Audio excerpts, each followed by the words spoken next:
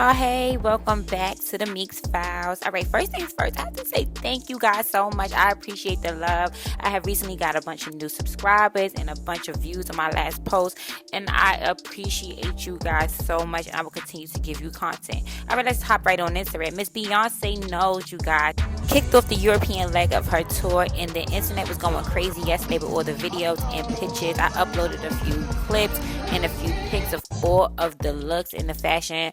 Beyonce, you know, she's gonna come and she's gonna give the girls what they need. You know what the young people say was 4 + 4. Yes, mine says 8 down. Every look, every clip I seen, she's coming with that energy. She hasn't missed a beat. Yes, sis, we're here for it.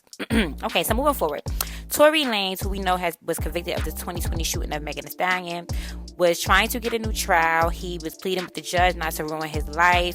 Unfortunately, Judge Hafford ruled not to give Tory Lanez a new trial for the 2020 shooting of Megan Thee Stallion, where he was convicted. If you guys been following my page, you know I was covering this. Go back and watch a few of my videos.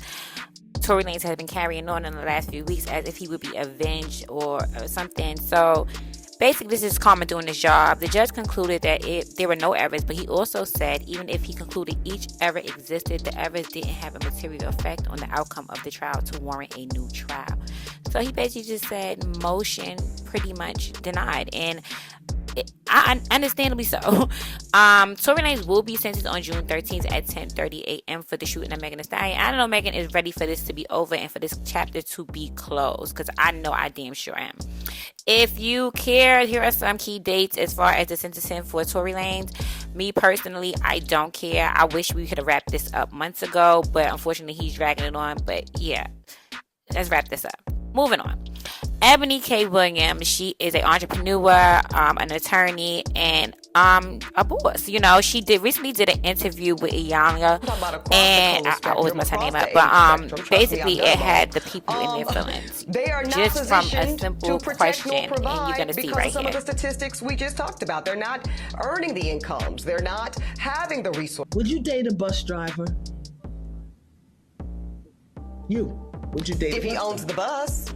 If he owns it. If he owns the bus. See, that's a problem. That's a problem. That's a problem. Because the standards and requisites, and I'm not talking about him laying on his sofa playing video games all day. I'm not talking about that. But the standards and the criteria that we use to measure men is off for who we are as women and who okay, they so the are internet in did not like that. Some people agree, some people disagree. For the most part, it was, you know, basically a big debate about was Ebony K. Williams right about what she said. And she followed up with this response shortly after. So out of the 50,000 plus comments posted on social, I only saw a handful that even considered the possibility of a bus owner being a more aspirational position, and recognizing that I am actually speaking and pouring into the ascension of black men when I said what I said. But see, no, some of y'all were too busy naming and shaming me personally and black women in general as undesirable, gold diggers, and much worse. Now, I suspect that some of y'all are the same men that were bringing home C's and D's on your report cards, only to then be coddled by parents that said, well, that's okay, as long as you're doing your best. Well, listen, I love and believe in the excellence of black men. So no, my dear, C's and D's or any other form of mediocrity. Now, I think she kind of changed the narrative to what she initially said. And then, listen, I don't disagree with her initial narrative, but I don't like the fact that she didn't stand behind it and kind of try to pivot from what she was initially saying. And she went on the Breakfast Club, and, you know, this big back and forth between her and Envy kind of ensued. I particularly didn't understand what Envy was so upset about, but you can watch here.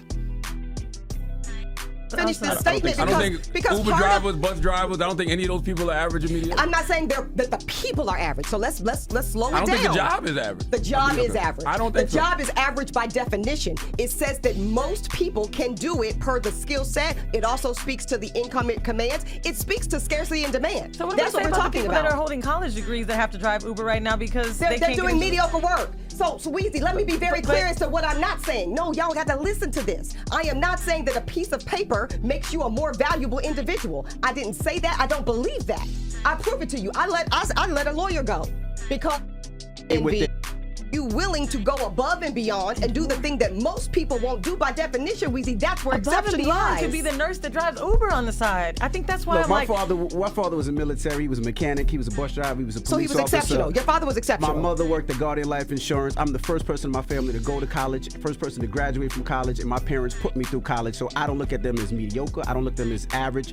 They are exceptional, and they did what they did to get their kids through all this stuff. What you said is so different than what And I'm talking about. And I am the same with them. And I am the same. And that is just not intellectually honest. And the what you're difference is doing. what you said is, oh, you want to encourage and you want to do this. I do the same thing without putting people down. I'm not putting people down. I'm being very honest. I think you are, and Envy. people have been saying, I don't think you're listening. Like, as much as you talk, you're not listening to what people are saying. Listening. I'm not bothered by that, though. I'm not because going to people be are hurt shamed. and they have opinions. Just like you have your not opinion, you can't talk over people and not let people talk. But you're also interrupting me, Envy. I'm not. I was talking. You keep talking to me. I let you speak, and then I just started talking. I personally didn't think it was nothing wrong with what Ebony initially, her initial answer when Iyanla asked her that question was, would you date a bus driver? She was asking her for herself. She wasn't asking her for all black women or all women with college degrees and careers or all women that we consider high value. She was asking that question for herself and her life and who she could date, and she said no. And I don't think it was nothing wrong with that. I think her trying to pivot and make this about a cultural thing and to make this about black men or, wanting more, striving for more is where she's hurting herself at, because I think she could have stood behind her point and it would have been perfectly fine. This last tweet right here where she, basically saying, she was deflecting, I do agree with that. I don't believe she's an elitist. I think she's a woman that knows what she wants and what's right for her life. And if she can't date a bus driver, that's fine for her life. That's her preference. And I don't think she should be attacked for what she wants in her preference, and that's just in my opinion. It's plenty of women of high status that have dated men that don't have as much as them, and it's nothing wrong with that. So it's not like a thing in our community where women of that we consider high value don't date down, or what we consider dating down. We do. So even if you're a businessman, or even if you're a construction worker, or you may be a lawyer, or it doesn't matter if you're just an engineer, or if you're a football player or basketball player, it doesn't matter. The point is you have to date for who works for your life and what works for your life. And I don't think you should be attacked for your preferences, But hey, moving forward. So the Little Mermaid world premiere was a few days ago, and the stars came out. Miss Halle Berry looked gorgeous. This dress was everything. It embodied the Little Mermaid. It was sexy. It was elegant. It was everything. I loved this dress. Her sister Chloe, of course, came out to support her. I didn't really love Chloe's dress and the hair.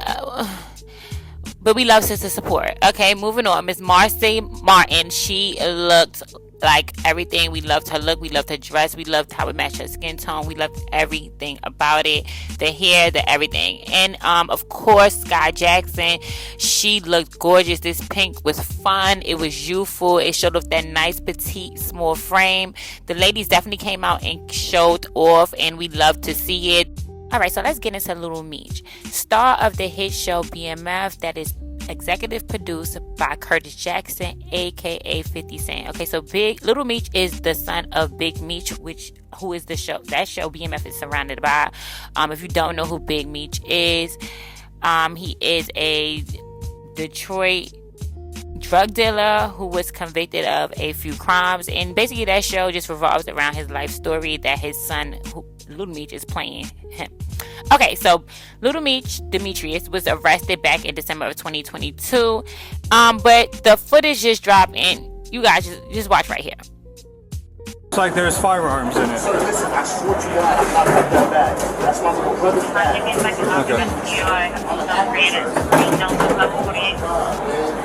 Sir, listen, I swear to God, sir.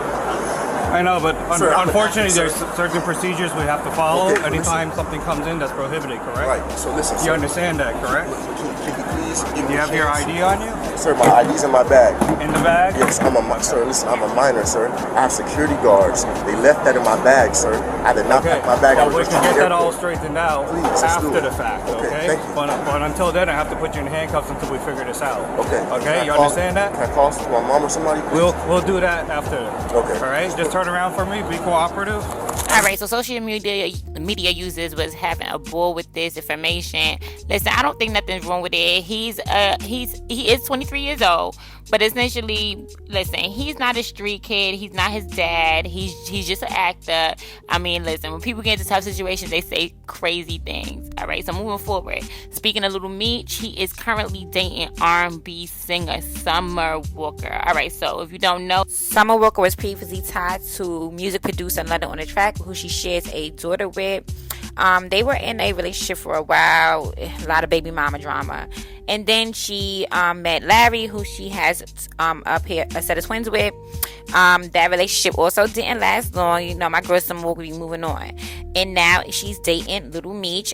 They've been spotted all over social media. They are really cute, in my opinion. Summer Walker don't play, you know, she moves on. And so am I. All right, so KeKe Palmer. So KeKe Palmer was just on, had an interview with Complex Music, and she threw a little shade. It was fun shade, but still shade. Watch right here. It like that. Do you ever talk to Nikki? I do. I've talked to Nikki a few times. What's that dynamic? I feel like. Go ahead. Oh, I'm not saying it. You can't be on some. I was about to tell you something, but I'm not gonna say it. No, I talked to Nikki. I didn't record it though. That's what I was gonna say. All right, so it was shade, but to me it was fun shade. So if you don't know, rapper Latto recently had a little feud with rapper Nicki Minaj on the internet, and she did upload receipts where she had a conversation with Nicki Minaj, and she did record the conversation. So that would just reference it to that. Listen, I personally thought it was fun shade. I love KeKe. I know KeKe meant no harm by it, but it definitely gave me a giggle. All right, so you guys, so we at the end of my episode. You know, I'll be back soon. Make sure you guys are liking and subscribing to my content. And I'll be back soon. See ya.